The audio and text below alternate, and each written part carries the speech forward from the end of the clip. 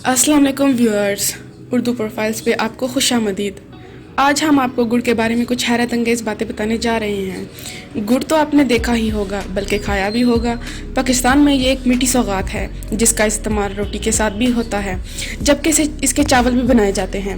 اس کی تیاری گنے سے ہی ہوتی ہے، بلکہ یہ کہنا چاہیے کہ یہ ایک ایسی چینی ہے جو ریفائن نہیں ہوتی۔ مگر کیا آپ صحت کے لیے اس میٹھی سوغات کے فائدے جانتے ہیں؟ ویسے یہ جسمانی دفاعی نظام کو بہتر کرنے، معدے کی گرمی دور کرنے، موسمی نزلہ زکام اور کھانسی کے خلاف مفید ہے، اور بھی اس کے بہت سے فوائد ہیں۔ گڑ نظام ہاضمہ کو متحرک کر کے آنتوں کے نظام کو حرکت میں لاتا ہے۔ اس کے نتیجے میں قبض کے شکار افراد کو اس مرض سے نجات یا اس سے بچنے میں مدد ملتی ہے۔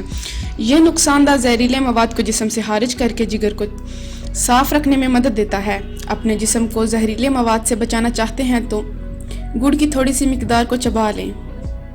موسمی نزلہ زکام اور کھانسی وغیرہ کے خلاف لڑنے میں بھی گڑ مدد دیتا ہے۔ بس آپ گڑ کو گرم پانی میں ملائیں اور پی لیں یا چائے میں چینی کی جگہ اس کا استعمال کریں۔ گڑ کا ایک سب سے بڑا فائدہ یہ ہے کہ یہ خون کو صاف کرتا ہے۔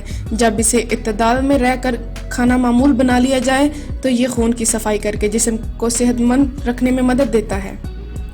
گڑ کھانے کی عادت جسم کے معمول کے درجہ حرارت کو بھی برقرار رکھنے میں مدد دیتی ہے، جس سے معدے کی گرمی سے بھی نجات ملتی ہے۔ معدے کے مریض افراد کو گرمیوں میں گڑ کے شربت کا استعمال کرنا چاہیے۔ گڑ کھانے کی عادت جسمانی وزن میں بھی کمی لاتی ہے۔ اس طرح گڑ کھانے سے بلڈ پریشر کی سطح فوری طور پر نہیں بڑھتی، جبکہ میٹھی سوغات جسمانی تھکاوٹ اور کمزوری کو بھی دور رکھتی ہے۔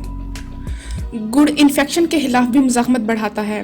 اگر کسی شخص کو خون کی کمی یا انیمیا کا مرض لاحق ہو تو اس کی بنیادی وجہ خون کے سرخ اولیات میں ہیموگلوبن کی کمی ہوتی ہے، جو جسم کے مختلف حصوں تک آکسیجن پہنچانے کا کام کرتی ہے۔ گڑ کھانے سے یہ جسم میں ہیموگلوبن کی سطح بڑھانے میں بھی مدد دیتا ہے۔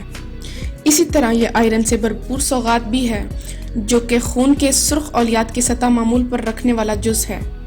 امید کرتی ہوں دوستو آپ کو یہ ویڈیو پسند آئی ہوگی۔